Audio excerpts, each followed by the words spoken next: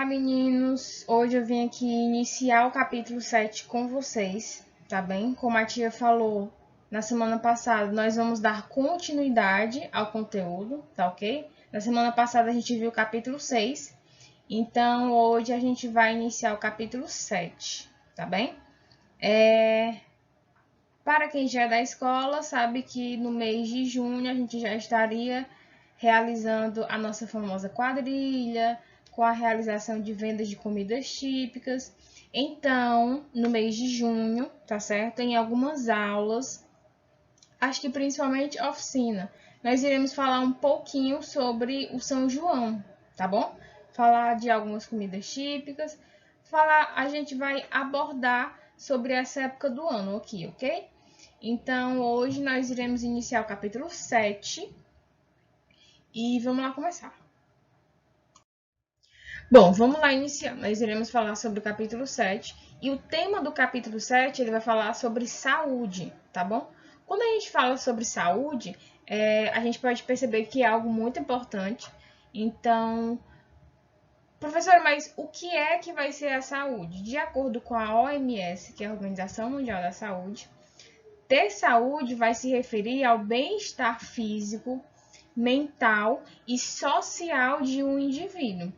E como a gente vive em comunidade, como a gente vive em sociedade, a saúde pública ela vai estar relacionada à integridade física e mental dos integrantes daquela comunidade, tá bom?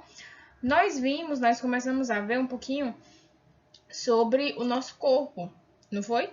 E nós vimos que o nosso corpo ele é uma máquina que interpreta os estímulos do meio em que a gente esteja e ele vai dar alguma resposta para aquele estímulo.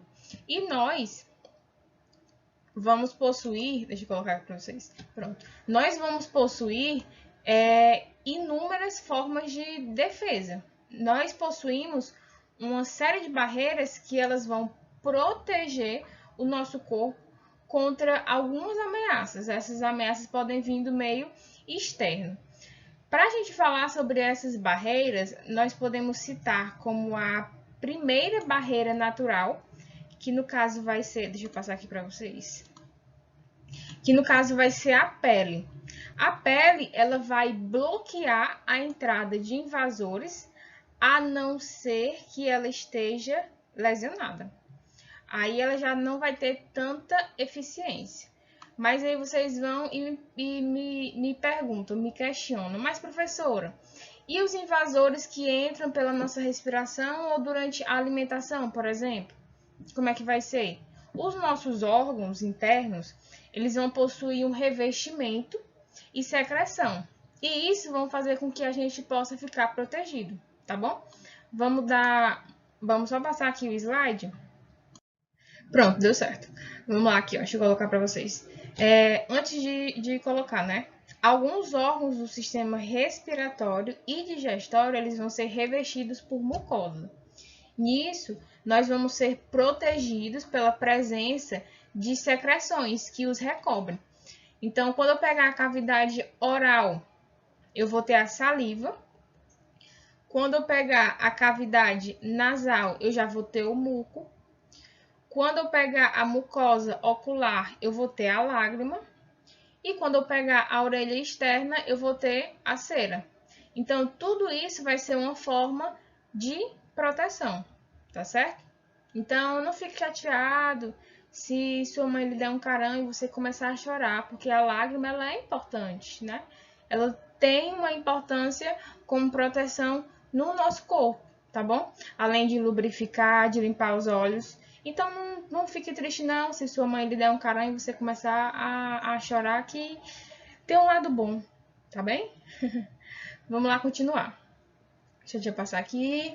Vamos falar agora um pouquinho sobre os mecanismos de defesa inespecíficos, tá bem? Professora, quando a senhora fala desses mecanismos de defesa inespecíficos, eles podem ser observados em um processo inflamatório. Exemplo, quando você se fere ou quando você se corta, tá certo? Você pode observar esse mecanismo de defesa. A inflamação, ela vai ser a reação do nosso corpo quando ela vai enviar um exército, por exemplo, de defesa ao local que foi lesionado ou que está infectado. Como a tia falou antes, vamos supor que você tenha se lesionado ou você se cortou, algo do tipo. Vão ser levados os leucócitos para o local da inflamação. Eles vão ser desviados da corrente sanguínea, tá certo?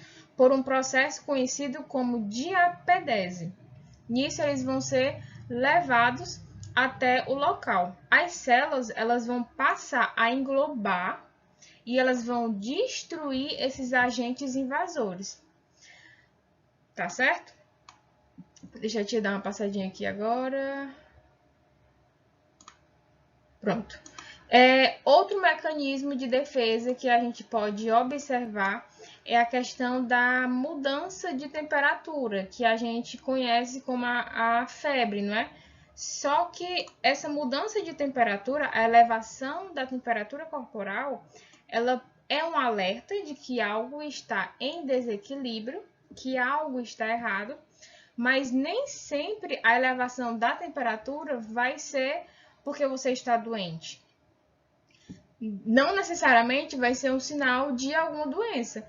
Pode ser pelo excesso de roupa, pode ser por conta de atividade física, mas a elevação da temperatura ela vai ser um mecanismo de defesa, tá certo? Professora, quando eu falo de mecanismos de defesa específicos, deixa eu passar logo aqui para vocês, para ficar melhor. Vamos lá. Quando eu falo de mecanismos de defesa específicos, eu estou falando de mecanismos específicos para doenças que podem ser ou não do corpo. Ele vai reconhecer o invasor e ele vai destruir de forma rápida e eficaz. Mas, professora, como é que pode acontecer essa defesa? A defesa ela vai acontecer quando os anticorpos eles se encaixam nos micro-organismos, eles vão imobilizar e vão destruir logo em seguida.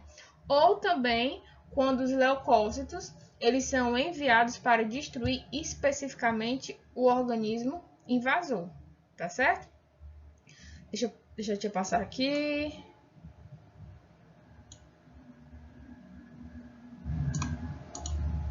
Passar aqui logo. Pronto. Professora, o que é que vai ser a imunização? É reconhecido, chama-se de imunização, toda técnica capaz de tornar o organismo resistente a doenças infecciosas. Então, a imunidade, ela pode ser do tipo natural ou adquirida, e em ambos os casos, nas duas, ela pode ser ativa ou passiva. Então, a gente vai ter que entender como é que cada uma se comporta, tá bem? Quando eu falo da forma natural, quando eu falo que ela é ativa, eu estou falando que ela vai ser conferida, por exemplo, pelo próprio corpo por meio de uma reação espontânea. E vai haver a produção de anticorpos para defesa contra o micro-organismo. No caso, o micro-organismo agressor. Professora, e já na forma passiva, ocorre quando os anticorpos eles são transferidos de um organismo previamente imunizado para um não imunizado de forma natural. Por exemplo, o bebê dentro da placenta, dentro da barriga da sua mãe, vai ser um exemplo de imunização natural passiva. Vai ser passado os anticorpos da mãe para o bebê. Pode ser através da placenta, através da amamentação, tá certo? E professora, quando a senhora fala de imunidade adquirida, passiva ou ativa? Vamos primeiro falar sobre adquirida na forma passiva, tá certo? Quando eu falo que a imunidade adquirida ela está na forma passiva, eu estou falando que ela vai ter um efeito temporário. Ela vai acontecer quando há uma introdução de anticorpos produzidos por outro organismo, que no caso vai ser chamado de soro. E quando eu falar que a adquirida vai ser ativa, ela vai acontecer através da administração de vacinas, que vão conter os fragmentos do antígeno ou o próprio vírus. Só que o vírus ele pode estar ou enfraquecido ou ele vai estar inativo. Mas ele vai ser capaz de simular uma infecção e com isso vai fazer com que o organismo ele produza os seus próprios anticorpos e vai tornar imune aquele agente, tá bom? Então vocês vão começar a entender melhor os tipos de imunização quando a gente for começar a realizar as atividades, tá bom? Aí vocês conseguem fixar direitinho o que é cada um, tá bom? Bom, vamos lá, gente. Para finalizar, vamos falar um pouquinho sobre o sistema linfático, tá certo?